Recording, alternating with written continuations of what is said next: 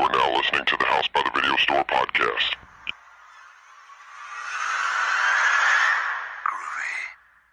There's no more room in hell. The dead will walk near. We have such sights to show you. I kick ass for the Lord. Praise God, get away. Welcome to the House by Video Store podcast. I'm your host, William, and joining me today will be Sean. Hello. And Derek. Fitty. And on this episode, we're discussing A Nightmare on Elm Street 3, Dream Warriors. So we're now covering the third film in the franchise. We've had separate episodes where we did the first one and the second one. And before we get to that, we'll discuss recent news and things we've been watching. And the news is incredibly sad this week because the biggest thing that's happening is we're recording this on July 17th, 2017. And the news broke on Sunday, the 16th, that George Romero had passed away. And of course, he was the director of Night of the Living Dead, Dawn of the Dead, Day of the Dead, other stuff like The Crazies, Creep Show. King. Ton of stuff. And Martin, Bruiser, Monkey Shines. Yeah, Monkey Shines. So all kinds of stuff that spans a huge amount of time. Diary of the Dead, even though that's kind of on the lesser end of his work. But Survival. Yeah, Survival of the Dead, Land of the Dead. Yeah. Like, Land of the Dead is one of those movies that when people watched it, they may have been disappointed. And I know Romero expressed frustration working within the studio system on something again. And that's why he kind of went the independent route and everything else. But when you watch that now, it's like, okay, that would fall at the top of the heap of the current run of zombie films we've seen, or a lot of them. Oh, yeah. So at the time, Well, I mean, it was more... It was also great, too, because... You know, it was definitely about that divide and kind of like the disappearance of the middle class. You know what I mean? Like, people always talk about that now, how the middle class is disappearing. And that was like a film about the haves and have-nots, you know? And like, so I feel like that was very important culturally, just as his other ones were. Yeah, it may not have been like, you know, a 10 out of 10 like the others, but for me, it was still like a 9.5. Like, you know, like that was a very, very good film, I thought. Yeah, I mean, and two, like, it's one of those things where, you know, the expectations are ratcheted up because it was the originator of the kind of current zombie film coming back to the genre, you know, because Day of the Dead came out in 85. So he was coming back to that kind of, you know, 20 years later, coming back to that kind of genre that he kind of launched. Now, I know a lot of people say that, like, his Night of the Living Dead was kind of inspired by Richard Matheson and I Am Legend and stuff like that. But in terms of, like, directing it, writing it, putting it on screen, and depicting zombies in a certain way, like, there's really no denying that the current iteration of zombies came from Night of the Living Dead. So without that, you don't have The Walking Dead, the comic or the show. You don't have Shaun of the Dead. You don't have, you know, the later sequels like Dawn of the Dead or the remake, or, you know, 28 Days Later. Like, all these things you really don't have if you don't have Night of the Living Dead. Even though some of those movies are infected and not zombies, like, they don't exist without Night of the Living Dead happening. Well, like, even on that end, like, would I really love Resident Evil? You could argue that wouldn't even exist. Oh, yeah, because the games are heavily influenced by Romero. There's so much influence that he put in, and, you know, we had the zombie boom in the late 2000s. Maybe it was early.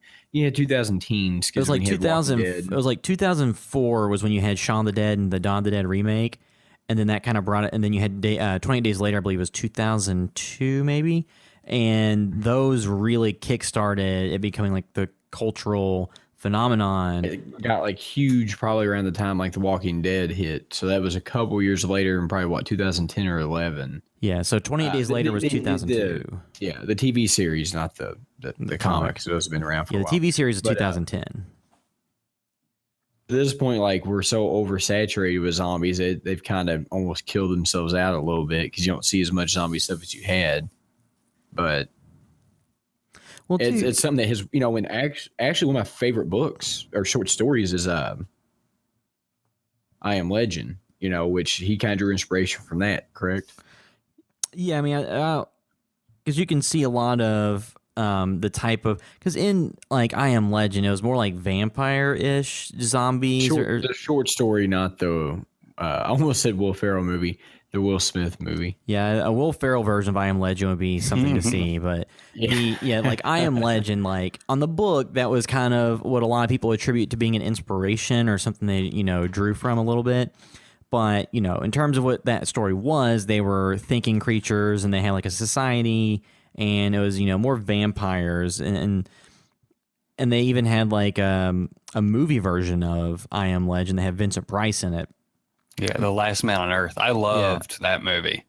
But that movie doesn't really resemble Night of the Living Dead too much because it has a lot larger scope, and it's, handled differently. And I still remember that movie. Vincent Price is carrying around like a mannequin or like a dummy that looks like it weighs all of like 10 pounds.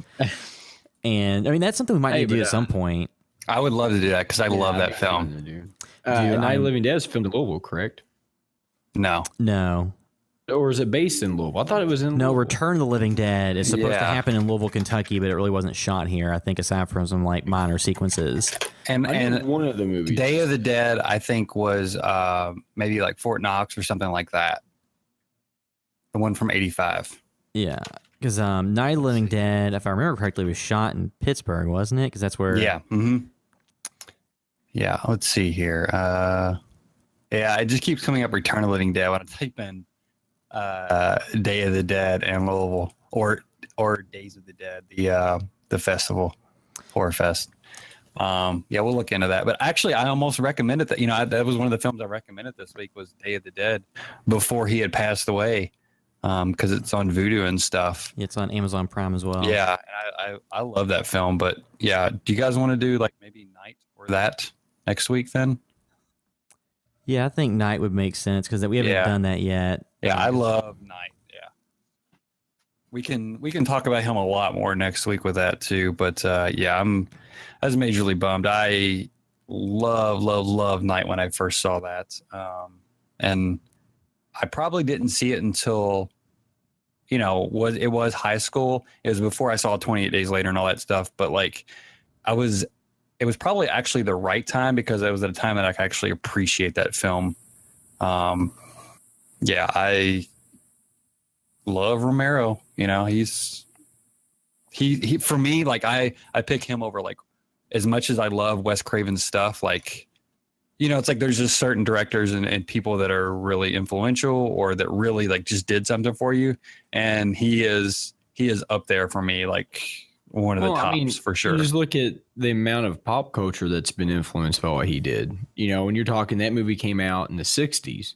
Yeah. Right. Yeah. Mm-hmm. So, you're talking then as it is now, as far as popularity goes. So it's one of those movies that will probably be looked upon for decades to come, as opposed like Wes Craven, like Freddy Krueger and stuff has its importance, but I don't think they're anywhere near as important as Night of the Living Dead. No. And that's not just, and this isn't just a statement because of his death. It's just, you look at how popular that is and how much has influenced the culture we have currently today, and you can still feel the effects of that. Because you can look at A Nightmare on Elm Street and say that series was overall influential to horror and pop culture, and, having the horror killer that's more comedic and one-liners and jokes.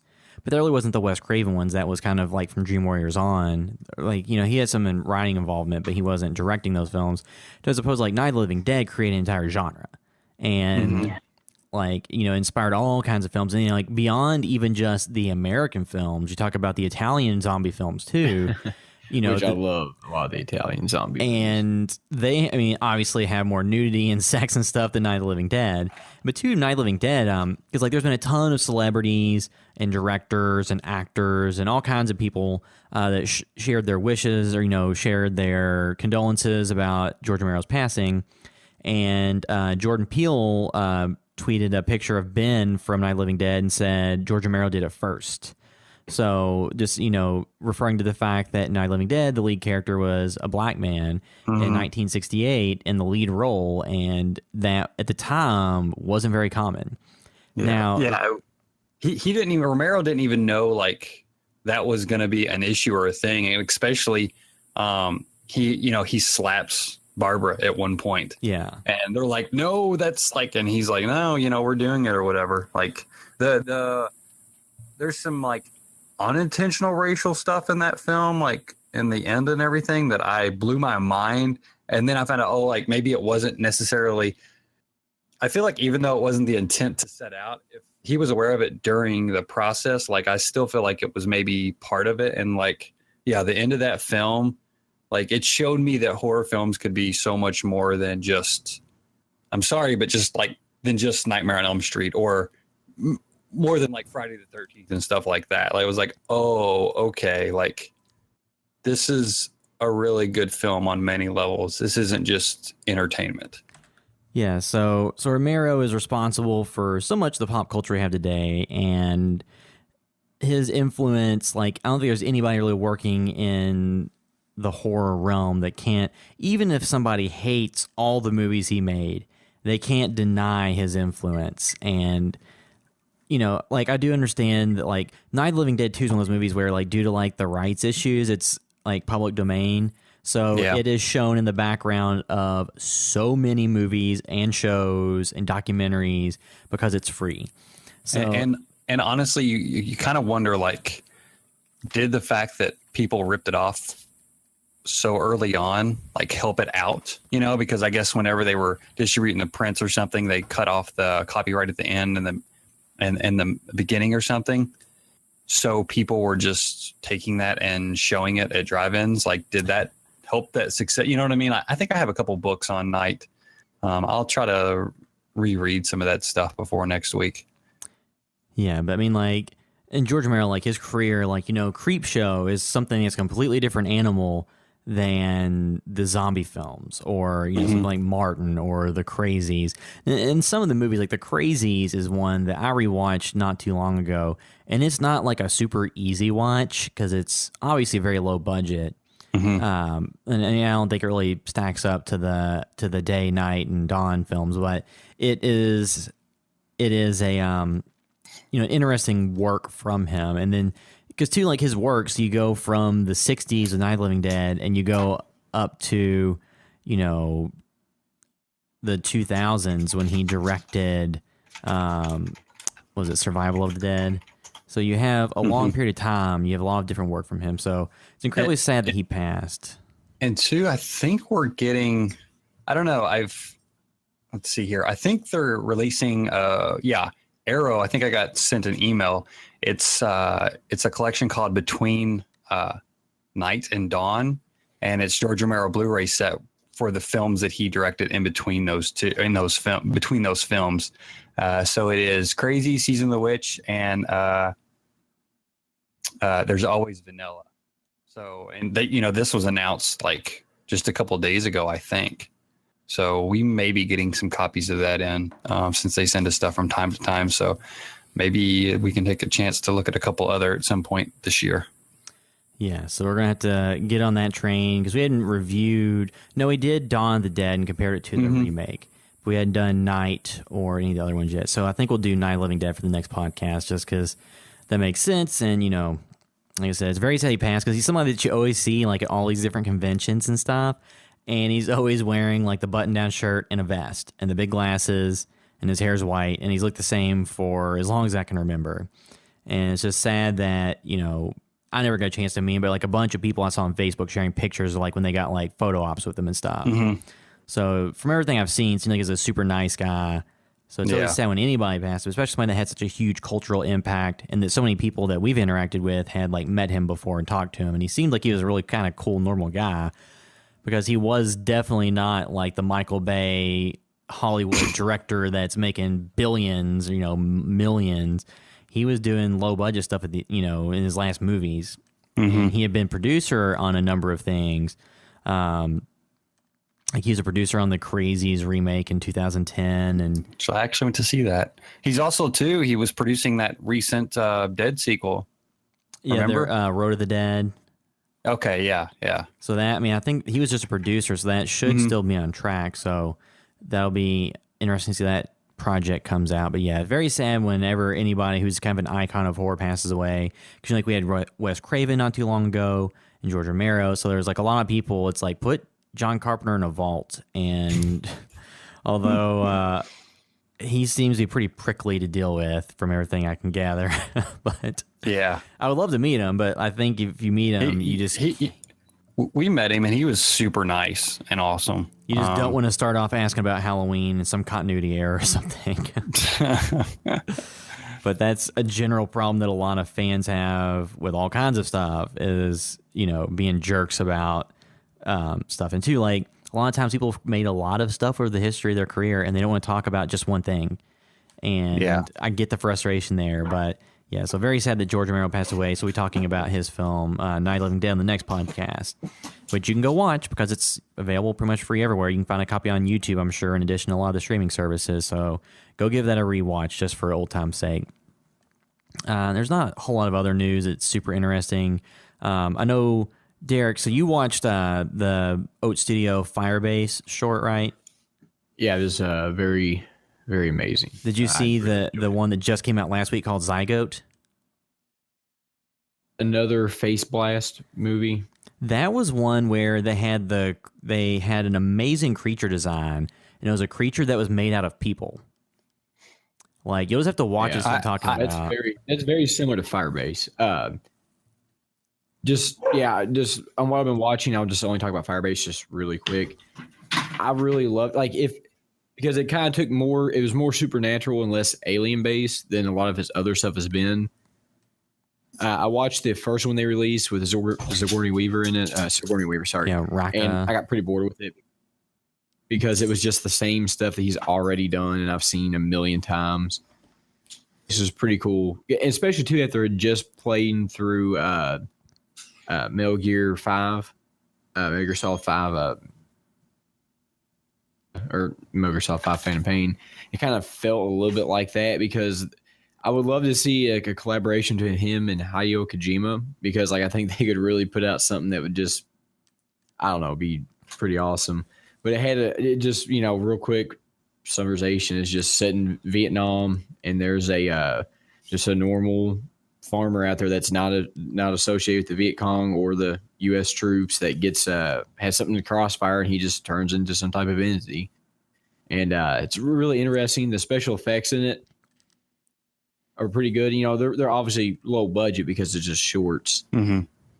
Concept is really interesting. And really, to me, it felt like a segment from a Metal Gear Solid game. And I just love that aspect of it. Have you watched it yet, Sean? No. Yeah, I watched it, but what did you think, William? You think I'm wrong on that, or do you think it does feel a little Metal Gear influence? I mean, it did to me feel somewhat like Metal Gear Solid 3 Snake Eater and kind of set in the past, and you have kind of a soldier who's kind of like a badass, and you have these kind of sci-fi supernatural elements. So it did kind of remind me of Snake Eater. So if you like that game, that's definitely worth checking out. It's like 20 minutes. And then the other one, Zygote, is one that has Elle Fanning's sister in it, Dakota Fanning, I believe, and it has it's the creature design is what you would watch that for. The creature I design clicked is through and saw that when you mentioned it. It looked pretty awesome, like a bunch of hands and feet and stuff. Yeah, it's like this creature absorbs people, and then its arms are just 50 arms, and its legs are 50 legs, and then it's got a head that's just full of eyeballs. So the creature design in that is better than the majority of mainstream big budget horror. And I think there's a part 2 you have to buy through Steam because they're putting most of these on YouTube and Facebook. But I think they're selling digital assets from them in the Steam store, the 3D assets they used in them. And I think that there's more to Zygote that you have to buy because that's how they're planning to make money and just see how that works as a money raising mechanism. That's interesting. Yeah, because Firebase definitely ends on a cliffhanger. Yeah, so I wonder what their production schedule is on that since they're releasing all these. Do you know how many he's releasing? Well, there's also smaller. I don't think they said how many because there's smaller scale ones too. They're cooking things that are 3 minutes, and there was one other one that had I'm forgetting on the guy's name that was in District 9 and all of his other stuff. Mm-hmm. But they have more of them coming out. Or Charlton Copley is who I'm thinking of. The most is knowing what we could have gotten with this guy with the Alien franchise, but then they give it to Ridley Scott, and it's You watch this, and it's like there's interesting stuff here, and it's feels like it feels like he obviously has something to prove. Yeah, I mean, did you watch Elysium or Chappie? I've seen his films. Yeah, Chappie I didn't care that much for. I have not seen Chappie. I didn't mind Elysium as much as some people. I don't really care to see it again. I didn't think it was awful, but it's like short films are a different thing than a feature. So to me, I watch these and I feel like it's like this is just I feel like some of it's probably also obviously pitches for a feature. Yeah, but I look at this and it's like these things seem interesting to me. Like the first one with Sigourney Weaver, I wasn't too hot on because I've seen that story a lot. Just playing video games, I mean, we've seen that story many, many times. But when you get into Firebase, and I'm going to watch Zygote after the podcast, like, seen stuff there, and I like to see somebody who has fresh ideas, because the Firebase story, like, Vietnam is a well-treaded area. It's not, but the way they tackled it was very interesting to me because I haven't seen anything like that. So that does make kind of interesting to me, and just the way they made it feel like they kept showing the like in Metal Gear Solid, they always kind of go back to like you see the Foxhound symbol or Diamond Dogs or XOF or whoever it is that you're going against. You see their symbols a lot, and it was kind of cool to watch in Firebase because they had a helicopter. Did you catch that, William? I think so. Because I watched it and Zygote back to back, so some of the stuff blurs a little bit. Interesting. It is. That's where it reminded me of Metal Gear Solid a little bit because you got a lot of that reinforcing of like, I don't know. I've really enjoyed it. And the funny thing that brings it full circle is that so Firebase is set during like Vietnam, and then the guy that's actually going to direct the Metal Gear Solid movie supposedly, or who's like in the development of it, Jordan Vogt Roberts worked on Kong Skull Island, which was set during Vietnam as well. I would just love to see a collaboration between because like we've talked about this before, Hideo Kojima can do really amazing horror elements, and that's not the focus of the game or whatever he's doing, but he's brilliant at it. So I would just love to see a little collaboration. A Kojima written movie with Neil Blomkamp directing and like their effects studio would be interesting to see. And like these shorts, I think it'd be very interesting because Chappie left a really bad taste in a lot of people's mouth. So I think these shorts are kind of re-establishing him a little bit for people. But you can go check those out for free on YouTube or Facebook. And then like there's a little bit of other news, like MTV's Scream Season 3 is going to be coming back, but I stopped watching it. It's coming in March 2008. As part of Is it a continuation of Season 2? Sorry, March 2018, not 2008. I think they wiped the slate clean with no new characters. Okay. I didn't know if they did that last time or not. I couldn't remember. Between Season 1 and 2, they carried over characters. Oh, okay. And then Season 3, I think they saw the ratings not do well, so they just were going to do a reset. Back on George Romero, the San Diego Zombie Walk is also going to be a remembrance vigil for him.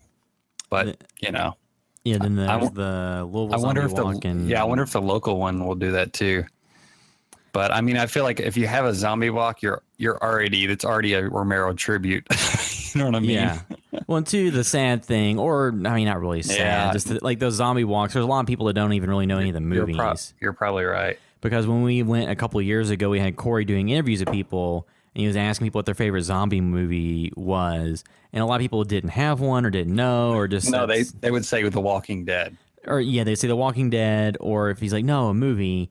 And then like a few of them had good answers, but a lot of people just like named off, like couldn't name one or name something that wasn't even a zombie film. Mm-hmm. Yeah. And it's like, I forgot what some Friday the 13th. Yeah. And then it's like, that's not a zombie. Oh, well, no, that girl kind of got him because he came back from the dead. So it's like, well, technically Jason would be some sort of zombie. It's like, did you have any vegetables for dinner? It's like, well, I had a piece of pizza. Had tomato in it. Yeah. So, I mean, that's like what some school system like West Virginia or something was trying to pass. But yes, I mean, zombie walk stuff, like, because there's multiple zombie walks across the country. It'd be interesting to see how many of those, because a lot of times those are started by people that were zombie movie fans or movie fans. So it'd be interesting to see how many of those are dedicated to Romero. Just because, I mean, honestly, without his movies, these things wouldn't exist.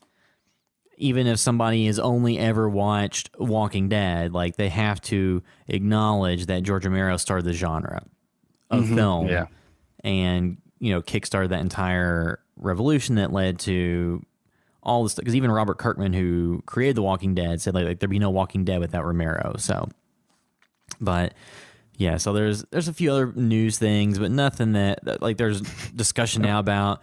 Somebody that worked on Poltergeist said Steven Spielberg really directed it. Yeah. Which I feel like just a couple weeks ago we heard some other different news than that.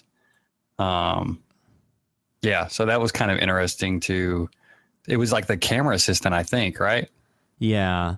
I mean, and two, there was other people like Zelda Rubinstein before she passed away said that Steven Spielberg directed all 6 days she was on set. And Toby was there to set up shots, and Steven made the adjustments. I heard somebody say that, like, oh, it was because there was maybe going to be a Directors Guild strike, and they were, Toby wasn't part of the Directors Guild. So if there was, Spielberg could kind of keep operating. But I had also heard that it was possibly because Spielberg had like a whatever number picture deal, like 3 or 4 picture deal with somebody.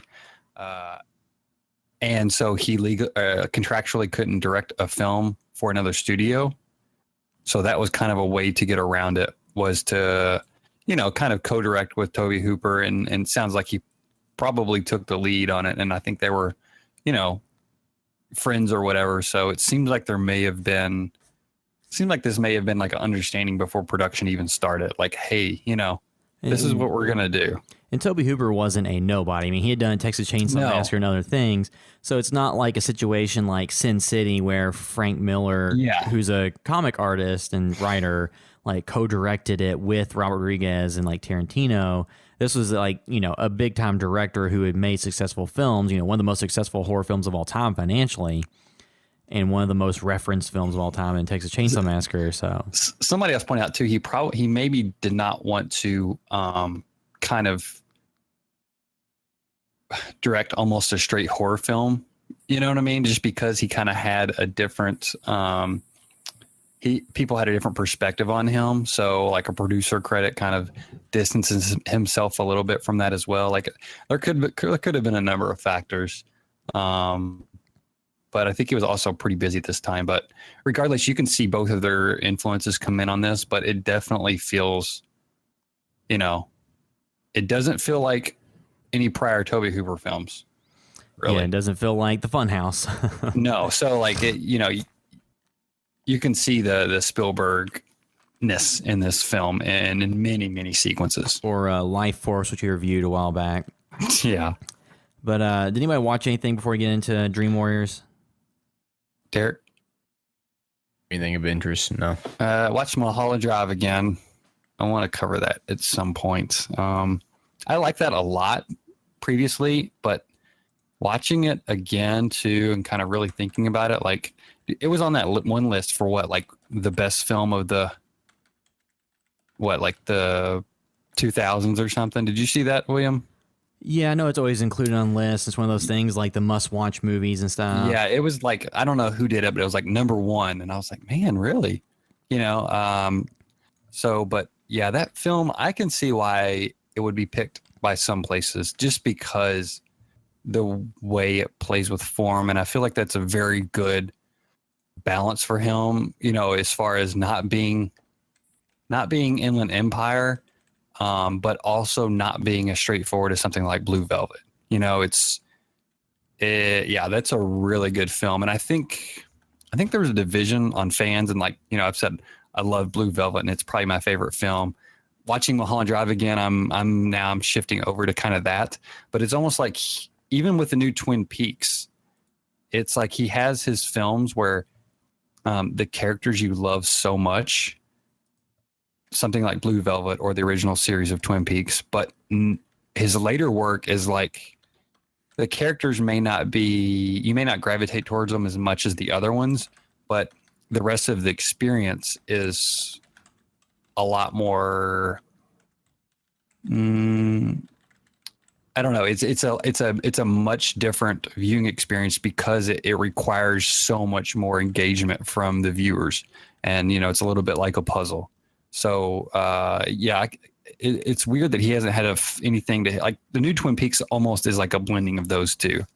But I really like that film, and I kind of want to just go ahead and go watch it again. I think it's on Netflix right now. And then I also watched War for the Planet of the Apes. And I know I've talked to you guys about liking that series a lot. This one is very, very, very, very good. It's probably maybe my favorite film of the year so far.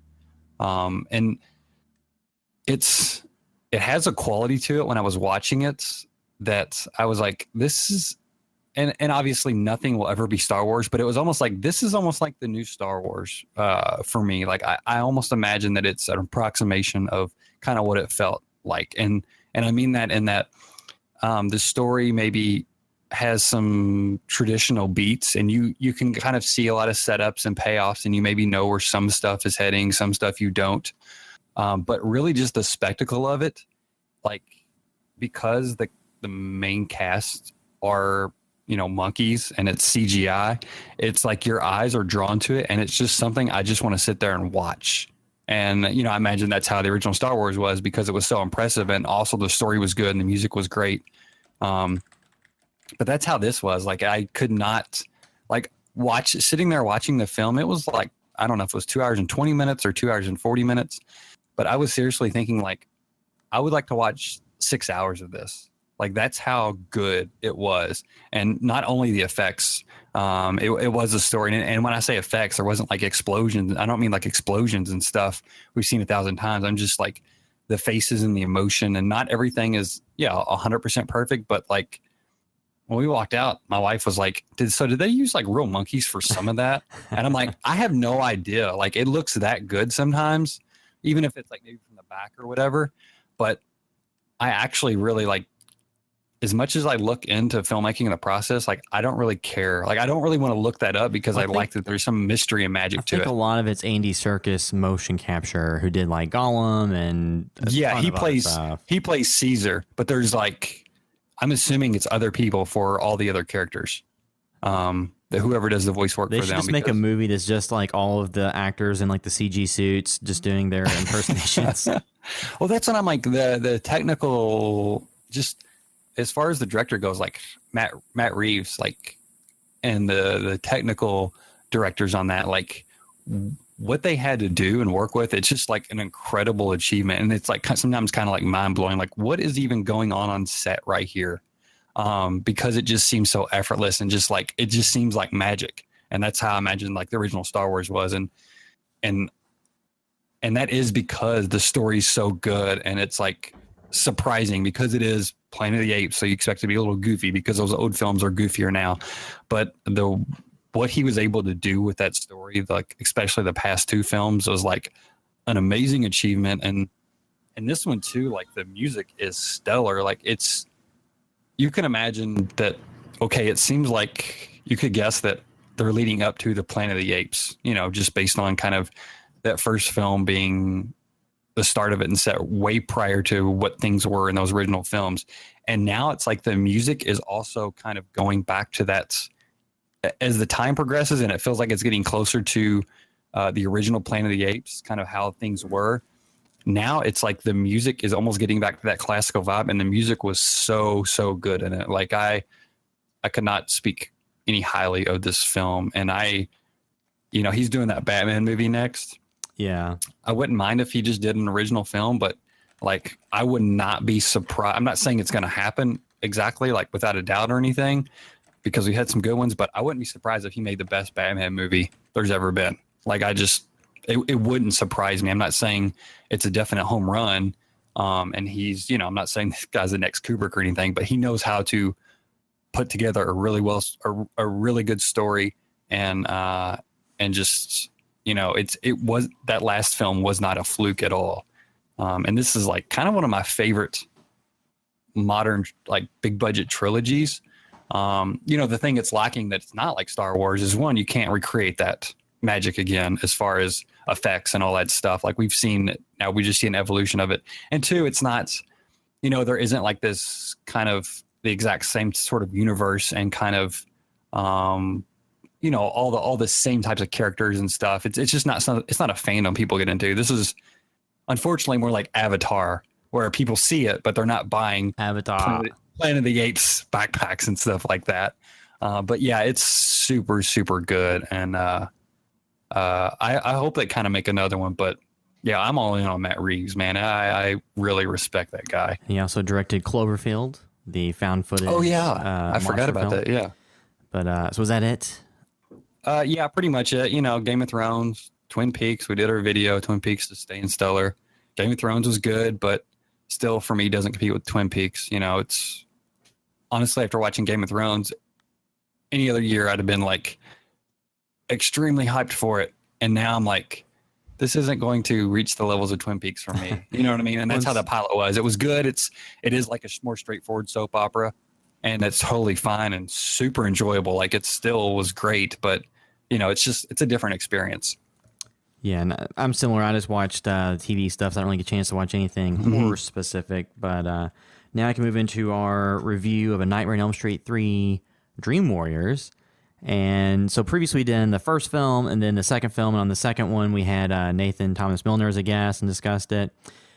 This movie, so Dream Warriors, sees the return of Heather Langenkamp, and it had some involvement with Wes Craven for the story, but was directed by Chuck Russell, who also directed after that the Blob remake that we discussed before. He directed The Mask with Jim Carrey, Eraser with Arnold Schwarzenegger, The Scorpion King, and a few other things. So, director went on to do some other things and started with A Nightmare on Elm Street 3.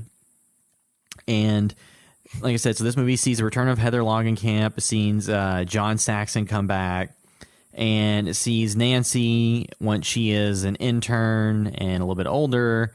And the synopsis from IMDb is survivors of undead serial killer Freddy Krueger, who stalks his victims in their dreams, learn to take control of their own dreams in order to fight back.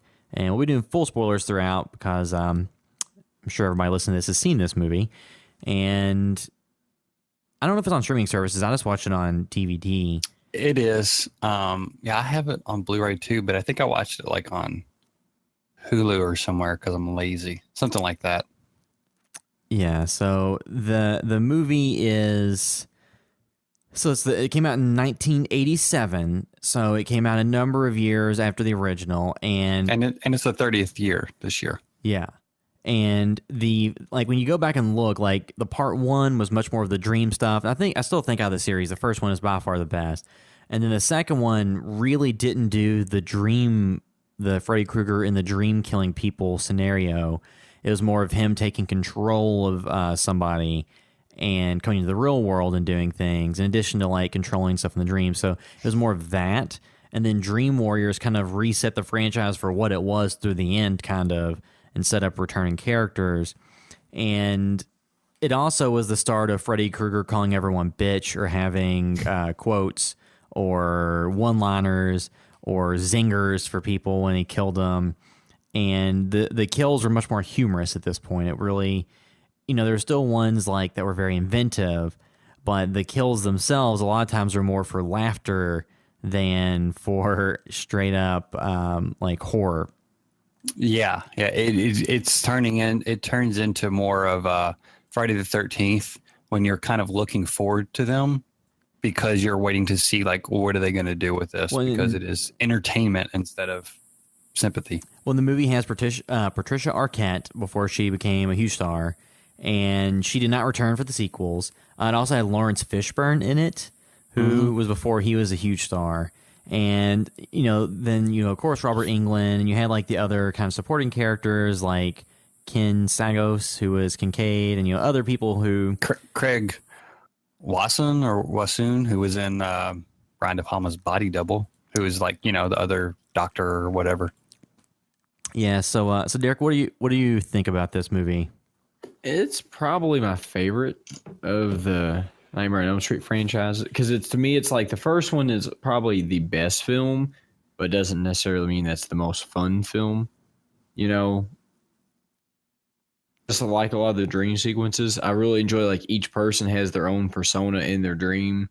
Kind of fleshes out the side characters a little bit. Not that it gives them any great stories, but it kind of gives you some connection with everybody. So when, like I said, we're doing full spoilers. Obviously, everybody pretty much dies. But you get a little bit of feel for everybody. You like some of them more than others. It just to me, like if I was having people over, this would probably be the movie I'd like to have on over the original, just because there's a little bit more goofiness to it and the kills are a little bit fun. There are some good sequences like the marionette. Yeah, I was gonna say the Muppet, the puppet kill, the marionette kill. Yeah, the marionette kill is probably one of the most inventive of the entire series. Yeah, and actually, one of the kills that kind of bothered me a little bit is the overdose kill. Yeah, that I actually liked her character, but then he, gets the needle fingers out and her, track marks sitting there making noises for the needles. It's like, for me, that was like one little great moment. That right there, because like, oh, we're trying to bring something else into this, but like so many of those sequences though are so cheesy, and it's weird though because it feels like the film is trying to play it pretty straight.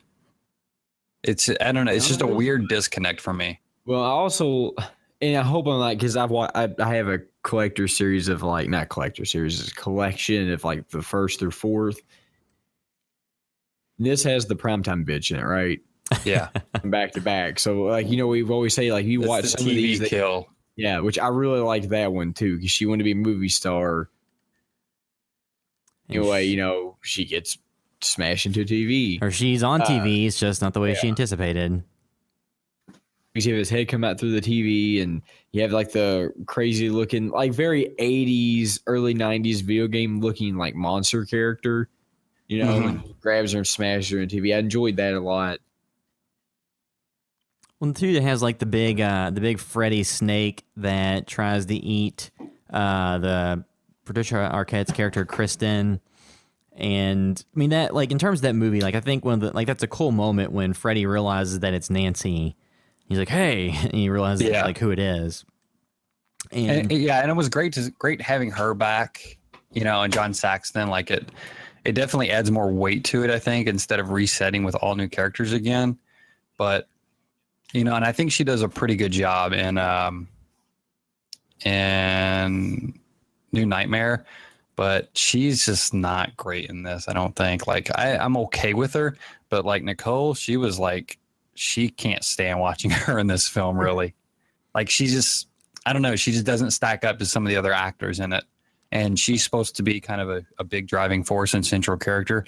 And it's almost just like, I don't know, she probably wouldn't have been casted in that role, if she hadn't had a history with that legacy, obviously. One, too, like... she's kind of like the legacy character in the film. That's really the only reason why you have any interest in her character at all. Yeah. Is because of her connections to the original film. So it's kind of nice to have a familiar face. Yeah, it is. And I think it was worth it for sure. But unfortunately, I do agree with you. Her isn't super weak or isn't super strong in this. Yeah. Like her dad, I can't think of the actor's name. I always remember him from the Bruce Lee films. Or the Bruce Lee film. Enter the Dragon. Yeah, Enter the Dragon. It's funny that he's in it, but like I kind of like that scene where they go to the graveyard or the junkyard. Mm-hmm. Yeah. But like there's and they get Freddy Krueger's skeleton and he ends up killing all of them. Like there's a lot of interesting stuff in the movie I liked. There's a lot of little bits that I liked in it. But I do agree with you is that like her character to me just felt very much like at that point in time, I don't know if they had this thought, but now you look back and it's like she was kind of just a legacy character. Just to me, it just kind of made it feel like it connected the other films. It made it seem like it was more than just what would you call it? Just like another sequel that was happened. To me, it just feels like another. It didn't feel like another like Friday the 13th, where just kind of like none of the movies are really interconnected outside of the one main like killer. Mm-hmm. All of it happening. I think it didn't it reference the second film in it just a little bit? I don't remember. I mean, mostly as a callback to the first film, and in terms of the characters in it. and then it sets up characters that recur in later films. So kind of like I said, it kind of resets the franchise to what it is, kind of through the end, really. And then, you know, like I said, it set up the more playful Freddy Krueger, who is not just a more silent killer that was like in the first film. He, like I said, much more quippy. He had jokes. Yes, that's what. The quip started coming in heavy on this one. It was like, wasn't it the next movie where they had like the Pizza Hut commercials and the rap and stuff? I think so. Yeah, I think that was the beach one. Maybe was next. Yeah, that was the one where Freddy. Yeah, it was the fourth one because he has Ray-Bans on. Yes. He's on the beach, and it was very heavily influenced through MTV. Yeah. So the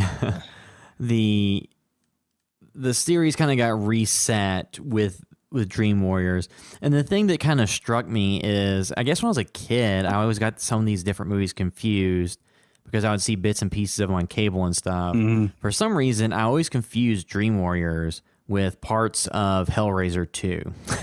For some reason, where they're like in the maze, it goes upside down and stuff. I will say this: in either they have this, is Patricia Arquette in both of them? No, I mean, it's a blonde. I forgot. They just look they just look really similar. You just think all white people look the same, Derek? Yeah, it must be all white blonde women look the same, because like there's two people in the movie that look extremely similar, and I had to go look to make sure it wasn't the same person. It was Imogen Borman, who was Tiffany in Hellraiser 2, or Hellbound Hellraiser 2.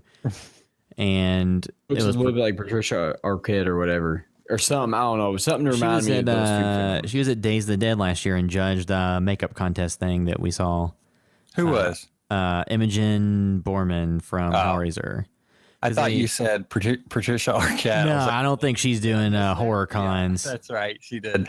Yeah, and we also saw Heather and a bunch of the girls from Nightmare 2, which were all really awesome. That's why, I'm not trying to slander her acting, in any, like, this is my experience with it. And I do think she definitely got better, and she was a lot better in New Nightmare, but it was just, and two, she was trying to play older than she was, I think, a little bit. Yeah, because in real life, she was like 22, 23 when they were shooting the movie. Did. And that also really hurt, because, she didn't have the kind of, I don't know, just the age and experience of somebody who was supposed to be like seemingly 30 years old, maybe. Well, I think if she was supposed to be a intern, she could theoretically be a 22-year-old college grad. Yeah. So, I mean, that does check out in terms of that could work. But they did try to play her up, because they had her like. People did wear a lot of shoulder pads back then, so maybe she was. Too, where it was like wasn't super clear, like even on rewatch, if they intended for there to be any like possible romance or connection whatsoever between Nancy and Neil. Oh yeah, the other psychiatrist. Like, he was obviously much older than her, but like it wasn't clear, if that was the intent or not. Craig Wasson, because he was like 20 years older than her, I think. Dang. Because he was born in 54, or no, maybe just 10 years older. I'm sorry. Yeah. No, I don't want to make anybody seem older than they are, because he was in 54 and she was born in 64, so they're 10 years apart. 10 years. So, like, he was in his early 30s, she was in her early 20s. I mean, that all kind of checks out. But yeah, and he did a fine job, I think. Like, he's not stellar, but I like seeing him. I enjoy watching him, but it's his fight with the skeleton of Freddy Krueger is like so. It's Army of Darkness, but it's trying to, like, again. So, William, I was talking to us earlier. Like, the thing about this film for me, like, part 2, people crap on that, and people have came around to it, but I like part 2 a lot, because it's trying to be like, it knows what it is. It has that dance scene. Like, it's not trying to be super weighty. It's just trying to kind of have fun and be entertaining and just tell a story. Like, this feels like they were really trying hard to bring back some of the fear and take it super seriously, and these like long sequences and in the dream worlds and the house and stuff.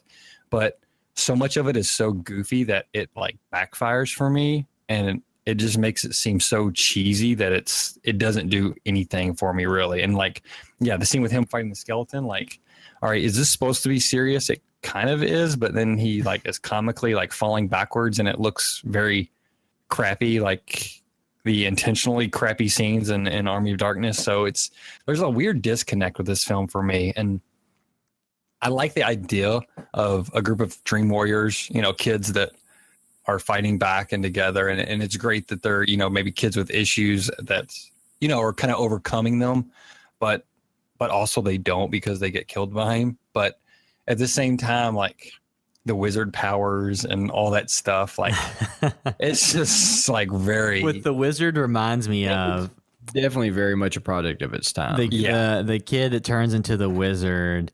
That reminds me of Wet Hot American Summer, where there's like the nerd kids. Yeah. And he's like, "Excuse me, ladies." And I forgot exactly what he says, but somebody calls him a douche. She's like, that's a hygiene product. I'll take it as a compliment. Yeah. A douche is a hygienical product? Yeah.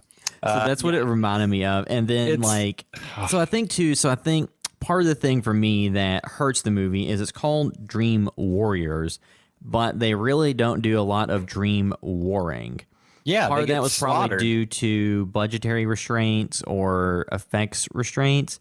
But like to me, had there been more actual like using their dream powers to fight Freddy and make it a more formidable match and make it more, just to make it look better, because all the fights are pretty one-sided and quick. Yeah, and then just some of the stuff, it's just like, okay, this is like cliche horror film tropes at this point, you know what I mean? And some of the sequences or the settings a little bit like they go for it. I'm not saying they don't try at all, because obviously there's a lot of inventive stuff in this that they go for, but on a certain level it is also very, I don't know, it's like, I hate to bring it up again, but like, you know, like the way David Lynch handles dreams in films, again, like Mullholland Drive, like the approach to that is sometimes more terrifying, and it's interesting, and you know, it just feels like there's a lot more honesty and accurate depiction. And this, it feels like they have a gimmick and then they just try to work in these set pieces within that gimmick, and it really limits the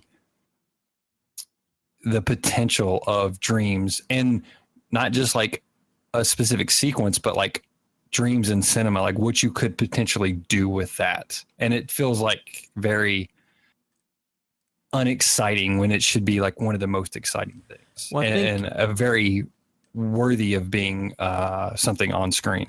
Well, too, something that the movie, to me, like something that comes across to me very well in this movie is like there was a point where in the 80s, late 80s and 90s, whatever, when you go to Toys R Us and get a Freddy Krueger toy that was aimed at young kids. And I think this is really where the franchise started catering to younger audiences while still being R-rated. So you could cut out not a lot of this movie and it's PG. Yeah. Or PG-13, it could be on TV, on cable TV, not broadcast. So this could be like on USA or, AMC or whatever. So I think that this was the one where you kind of saw the franchise go a little bit more mainstream, and not that the first one wasn't, or the second one, but like this is one that kind of at this point they knew the financial potential of this series. They made, like we said before, like with the Friday the 13th films, they made Freddy kind of the main character, even though there's characters that recur between the movies, and you see Nancy come back. Like the Freddy Krueger is the driving element, but like there's still like with Nancy and her dad, there's all that backstory and continuity of story that they then kind of get rid of. Mm-hmm. And then too, like in the effects, a lot of the effects are, like I said, the marionette scene is really cool. And some of the other death scenes, like the OD, like stabbing in the track marks that have like mouths almost things, like those are really cool moments. But some of the effects, like even in the marionette scene, like when he's walking in the hallway and they kind of have him go transparent through the door, like that was very much like not super high budget effects in the 80s. Yeah. And but I just think like the biggest issue with this movie is they couldn't decide if it was serious or if it was camp. Yeah, and they straddled the line. You had a lot of which to me is fine because it works, because this is where Freddy starts to become a little more meta. he's not as bad as he is. Not the Freddy in the fourth and fifth film where he's putting Ray-Bans on and, spitting out, Duke Nukem one-liners. See, I would take that more only because to me, he's not scary at all. You know what I mean? Like I kind of want it to swing hard one way or the other. That's why I think the first one works best, because that's where you know exactly what he is. Mm-hmm. Whereas the second one, more serious. I feel like he was a more serious Freddy in the second one. And for me, I don't really care about Freddy in the second one. You know what I mean? Like it's more the main character. And then that's who I like. That's why I like that second one. I can see the issue of like they didn't really know what they wanted to do. They didn't want to go too far in either direction, because I think this was very much a film that was going to set up other films, obviously. Mm-hmm. So it was kind of like, we're going to throw it out there. It's kind of like with Ron Burgundy. He's like, we'll throw it out there. If you don't like it, just send it right back to me. And that's kind of what they did with this. So they just like put it out there both ways. They didn't want to go too far in either direction, and that way they could see what worked and what didn't, and then whatever worked the most is where they were going with the fourth one. And obviously they went more goofiness. That's a really good observation. I'm sure they probably did take an account of what people responded to, and it's almost like you started spending more time with Freddy in this one because they had so many characters, and they're like they may have, like Heather and Patricia may have been kind of the main characters, but there were so many characters, so your time was divided, and then also he was killing all these characters, so he was popping up even more. Well, too, and then you got the backstory on him too. Yeah. With his mother. Which, this is what I was going to say. Sometimes more is less, and it's like I could have done without the backstory. Yeah. Like give me a little bit of it to make him mysterious and weird, and that's all you really need to know. Well, I mean, too, like when the backstory becomes that his mom was a nun who was raped by inmates, like 100 inmates. So it's okay, that's over the top. And then, kind of contradicts some. Like, I know, like, when we've had Nathan on before, and he talked about the fan film he did, The Confession of Fred Krueger, he got into, like, how the timeline for this series doesn't make a lot of sense. And the movies themselves even kind of contradict themselves on backstory about like how old Freddy was when he died. Did he have a family? Like all these different things. And this where you start getting into that backstory and you kind of demystify the character a little bit. Well, all I'm going to say is about timelines is with Spider-Man Homecoming was, you're talking about multi-billion-dollar movies or franchises in the MCU. And so if they can screw up a timeline, I'm not going to worry about that with this film. Well, with these movies, I don't even know. I don't even know what timeline they screwed up, but I'll have you send me a message about that later. I'll just say, it's not a spoiler. I'll just say real quick: Spider-Man: Homecoming takes place 8 years after Avengers, which took place in 2012, which would set it in 2020, but it's set in 2017. Well, from what some people have said on that is that the Avengers, like all the Marvel movies, don't necessarily take place in the year that they're released. 2012 things that happened in that. But that's like really loose though. I thought it was like character stuff. Like, oh well, who cares? Just like the way they set it up. If it went by the way they said it would actually take place in 2020. I'm saying, but if they can make that mistake, then and you're talking that's movies that people take really seriously and they put a lot of in-depth thought into it, and they have teams and they have more money than anybody on Nightmare on Elm Street ever wished they could have at their disposal. I'm going to forgive it. Who cares? I like the X-Men franchise, and it makes no sense on timelines. Well, like on these Nightmare on Elm Street films, like the timeline, I really don't care about. I was just saying this is kind of when you start to get the backstory stuff that people have minor squibbles about what's what. If I watch them Friday 13th and the timeline don't make sense, then I'm going to just never watch them again because those movies are the seriousness. Well, I mean, like all these different franchise films, like the backstory stuff, like you could, I think in almost every case, like you said, it's like, less is more, more is less. You just need like a basic understanding, and then that gives you enough to operate on and to understand it. When you get too much. Michael Myers is controlled by a Celtic. The Boston Celtics, Larry Bird's controlling Michael Myers. I don't care about that, and that's where I think like the parts of the film I didn't like. I didn't care for that story arc, because you have like the creepy nurse nun thing that was like in the hospital, and you find out what it is. And it's like, I don't care about that. Like when it's the M. Night Shyamalan type twist when you find out that the nun was actually his mom all along. And it's like, and then like to the point like John Saxon fighting Freddy in the junkyard. It's like I've seen what that dude can do. He can fight a little bit better. Like they should have given him a little bit.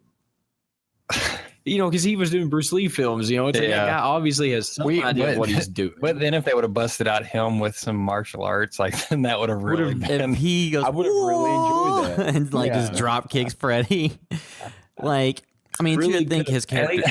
I think his character was supposed to be a rundown drunk at that point because he was a security guard, no longer a detective. Hey, drunken warrior. All I'm saying is like that would have been really fun if they had kind of went into that. But again, I don't think they wanted to have that much fun. I think they were trying to be serious. I don't know. It's very like weird. I said, I think it's kind of like, just like a lot of politicians are out there. Like they say they leave everything open ended. Mm-hmm. So either way, they're right. And I think with this film, I look at it and it's like they didn't want to go too far into either end because at the end of the day,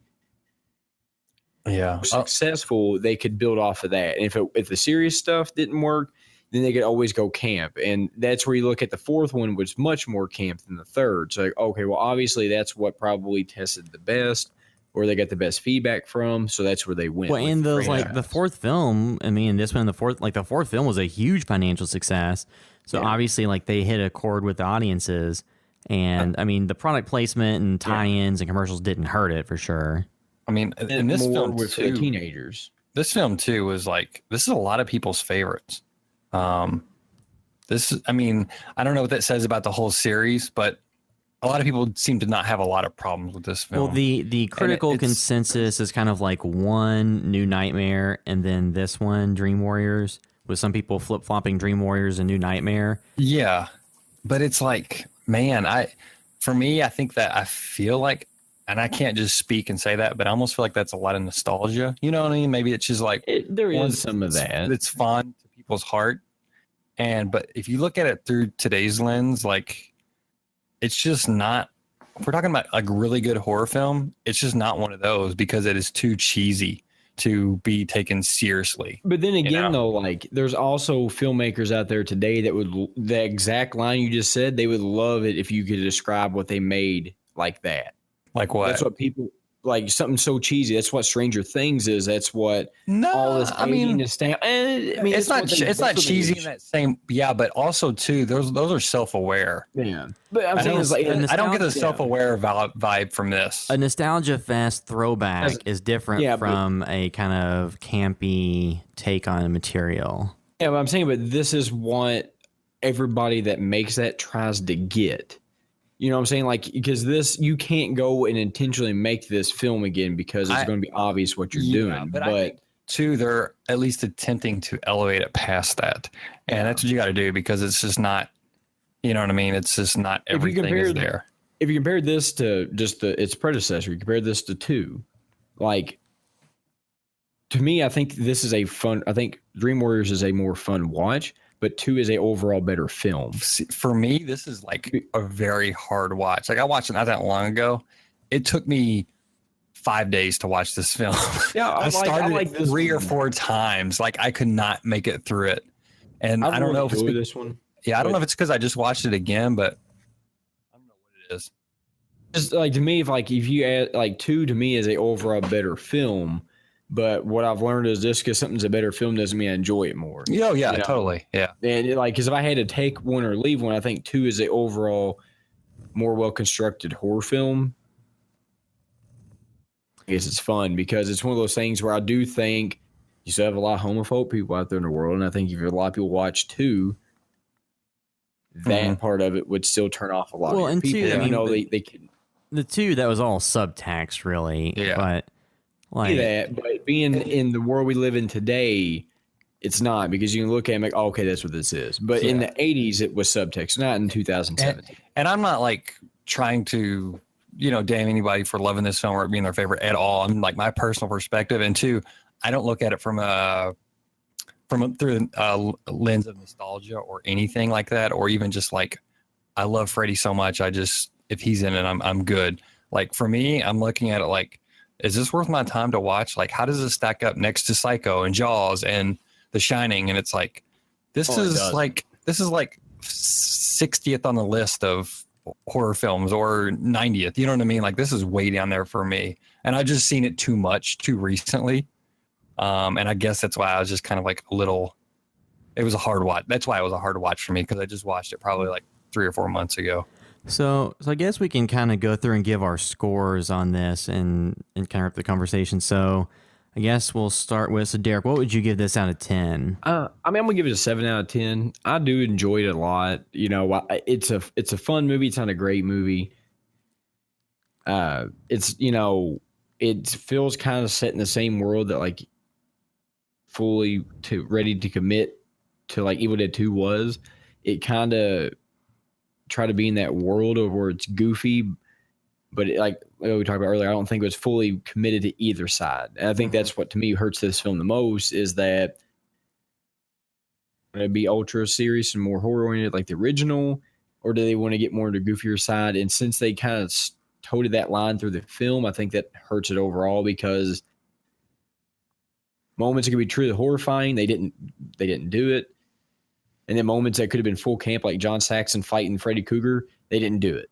You know, because they could have went really goofy, and they didn't do that either. So I think the fact that they didn't, to me, it feels like they didn't know what they wanted.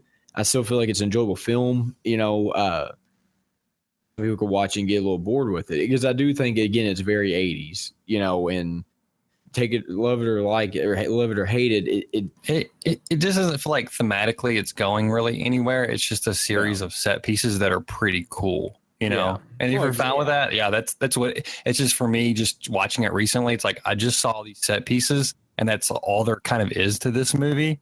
So I'm just burning up time right now, you know. So Sean, what would you give this out of 10?